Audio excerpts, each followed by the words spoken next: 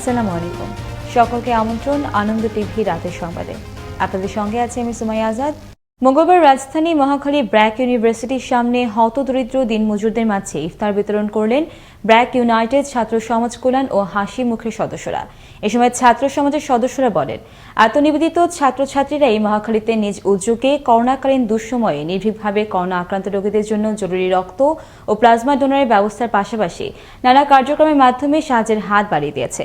এভাবেই আগামী সকল কার্যক্রমকে সফলতার সাথে বাস্তবায়ন করার ব্যাপারে সংকল্পবদ্ধ সংগঠনটি। ওয়ালটনের পণ্য রপ্তানি তালিকায় একের পর এক যুক্ত হচ্ছে বিভিন্ন দেশ, যার সর্বশেষ সংযোজন দক্ষিণ এশিয়ার দেশ মালদ্বীপ। এয়ার কন্ডিশনার বা এসি বিপণন কার্যক্রমের মধ্য দিয়ে ভারত মহাসাগরের এই দ্বীপরাষ্ট্রে পণ্য রপ্তানি শুরু করল ওয়ালটন। এ উপলক্ষে মঙ্গলবার মালদ্বীপের অন্যতম শীর্ষ প্রতিষ্ঠান রানফাউন্ড প্রাইভেট লিমিটেডের সঙ্গে চুক্তি করে ওয়ালটন। ওয়ালটনের পক্ষে আন্তর্জাতিক বিপণন বিভাগের প্রেসিডেন্ট এডওয়ার্ড কিম এবং রানফাউন্ডের পক্ষে স্বাক্ষর করেন প্রতিষ্ঠানটির স্বত্বাধিকারী মোহাম্মদ ফাতি ও মোহাম্মদ শাফিও। গাজীপুর মহানগর জুড়ে রমজানের প্রতিটি দিনই ৫ শতাধিক ছিন্নমূল মানুষকে ইফতারি করিয়ে যাচ্ছেন গাজীপুর মহানগর যুবলীগের আহ্বায়ক কামরুল হাসান সরকার রাসেল। এবার কেন্দ্রীয় নেতৃবৃন্দের নির্দেশনায় মঙ্গলবার দুপুরে নগরীর নিম্ন আয়ের প্রায় ১,০০০ অসহায় পরিবারকে প্রদান করলেন মানবিক সহায়তা। তথ্য ও যোগাযোগ প্রযুক্তির প্রতিমন্ত্রী জুনায়েদ আহমেদ পলক বলেন, বর্তমান সরকার শ্রমিক বান্ধব সরকার। করোনাকালীন সময়ে সরকারি কর্মকর্তা জনপ্রতিনিধিরা মানুষের পাশে ছিল। মঙ্গলবার দুপুরে নাটোরের সিংড়া বাসস্ট্যান্ডে উপজেলার ১২টি ইউনিয়ন ও পৌর এলাকার ১,২০০ শ্রমিকদের মাঝে ঈদ শুভেচ্ছা উপহার প্রদানকালে এই কথা বলেন প্রতিমন্ত্রী। মঙ্গলবার সকাল থেকে গাজীপুর ঢাকা টাঙ্গাইল মহাসড়কের কোনাবাড়ি ও ঢাকা ময়মনসিংহ মহাসড়কের চান্দনা এলাকায় ট্রাক ও পিকআপ ভ্যানে চড়ে জীবনের ঝুঁকি নিয়ে বাড়ি যাচ্ছেন ঘরমুখ মানুষ। গার্মেন্টস কারখানার ছুটি হওয়ায় গণপরিবহন না চলায় মহাসড়কে অপেক্ষা করতে দেখা যায় অনেক যাত্রীকে। এদিকে মহাসড়কের নিরাপত্তা রক্ষায় জিএমপি ট্রাফিক ও জেলা পুলিশ দায়িত্ব পালন করছেন। গণপরিবহন বন্ধ থাকায় মঙ্গলবার সকাল থেকে ঢাকা টাঙ্গাইল মহাসড়কে যানবাহনের চাপ বেড়েই চলছে। ট্রাক, মাইক্রোবাস এবং পিকআপ ভ্যান সহ বিভিন্ন ব্যক্তিগত গাড়িতে গাদাগাদি করে বাড়ি ফিরছেন ঘরমুখ মানুষজন। এদিকে বঙ্গবন্ধু সেতু কর্তৃপক্ষ জানায়, সোমবার সকাল ৬টা থেকে মঙ্গলবার সকাল ৬টা পর্যন্ত ২৪ ঘন্টায় পারাপার হয় ৪১,০০০-এরও বেশি যানবাহন। এত টোল আদায় হয় প্রায় ২.৫ কোটি টাকা। স্বাস্থ্যবিধি উপেক্ষা করে ঈদে ঘরমুখ মানুষের ঢলে দিশেহারা ঢাকা ময়মনসিংহ মহাসড়ক। মঙ্গলবার সকাল থেকে বাস, ট্রাক ও পিকআপ সহ বিভিন্ন যানবাহনে করে জীবনের ঝুঁকি নিয়ে গন্তব্যে রওনা দেন বিভিন্ন পেশার মানুষজন। এদিকে সোমবার বিকেলে দায়িত্ব পালনকালে পিকআপ চাপায় তোফায়েল আহমেদ নামের ভরাডোবা হাইওয়ে পুলিশের এক সদস্য গুরুতর আহত হয়ে চিকিৎসাধীন রয়েছেন হাসপাতালে। শিক্ষাগত যোগ্যতায় এমএ পাস, করতেন স্কুলে শিক্ষকতা। মহানী পেশায় ভালোই কাটছিল দিনকাল।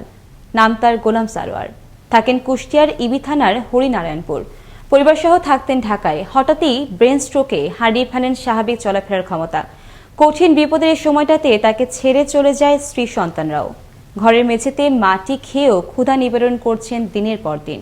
এনে দেখুন ফিরোজ কায়সারের প্রতিবেদন, জানাচ্ছেন মোস্তফা কামাল তোহা। কুষ্টিয়া ইবি থানার অন্তর্গত হরিনারায়ণপুরের এক মধ্যবিত্ত পরিবারের জন্ম গোলাম সারোয়ারের। ছোট থেকেই তার বেড়ে ওঠাটা ছিল একটা সংগ্রামী জীবনযাপনের মধ্য দিয়ে। কখনো টিউশনি করে, আবার কখনো বা অন্যের বাড়িতে কাজ করে সে টাকা দিয়েই শেষ করেন দেশের সর্বোচ্চ ডিগ্রি। নগদ অর্থ কিংবা মোটা অঙ্কের উৎকোচ না থাকার কারণে বঞ্চিত হন কাঙ্ক্ষিত চাকরি থেকে। অবশেষে একটি মাধ্যমিক বিদ্যালয়ে দীর্ঘদিন খণ্ডকালীন শিক্ষক হিসেবে চাকরি করলেও স্থায়িত্ব করতে পারেননি সে চাকরি। তবুও ছেলে মেয়েদের নিয়ে ভালোই কাটছিল তার সংসার। হঠাৎই ব্রেন স্ট্রোকে জীবনের পটই পরিবর্তন হয়ে যায় তার। বিপদের এমন কঠিন মুহূর্তে তার স্ত্রী সন্তানরাও তাকে ফেলে চলে যায় গ্রামের বাড়িতে, বিচ্ছিন্ন করে দেয় সম্পর্ক। কিন্ডারগার্টেনে মাস্টারিগিরি করতেন এবং দীর্ঘদিন হাই স্কুলের মাস্টারির কথা করেছেন। দিয়ে যদি একটু সহযোগিতার হাত বাড়াই দেন, অন্তত একটা শিক্ষিত ছেলে এই দুরবস্থার থেকে একটু মুক্তি পায়। বিভিন্ন রকম সাহায্য সহযোগিতা করে। আমরা চাই যে কোনো একটা এই যে একটা অসহায় ব্যক্তিকে সবাই সাহায্য করুক। অন্যদিকে নিকটাত্মীয় স্বজন ও ভাই বোনেরাও তার নেননি কোনো খোঁজ খবর। জরাজীর্ণ একটি ঘরের ভেতর বস্ত্রহীন অবস্থায় মাটির ওপর লুটিয়ে পড়ে থেকেছেন মাসের পর মাস। কখনো খেয়ে, আবার কখনো না খেয়ে, কখনো বা পেটের জ্বালায় খেতে হয়েছে ঘরের মেঝের মাটি। এমন খবর পেয়ে বন্ধু আলতাফ গিয়ে সেখান থেকে সারোয়ারকে উদ্ধার করে কুষ্টিয়া জেনারেল হাসপাতালে ভর্তি করেন। আমার ঘরের মধ্যে ধুলোবালি মাটি খায়, তখন আমার এক ছাত্র কিভাবে যেন আমার ঘরের ওইদিকে যে আমাকে আমার এক অন্ধ ভাইয়ের মাধ্যমে জানতে পারে। বাঁচানোর মালিক আল্লাহ, আপনারা হিল্লা হয়ে আমাকে আর একটিবার বাঁচার সুযোগ করে দেন।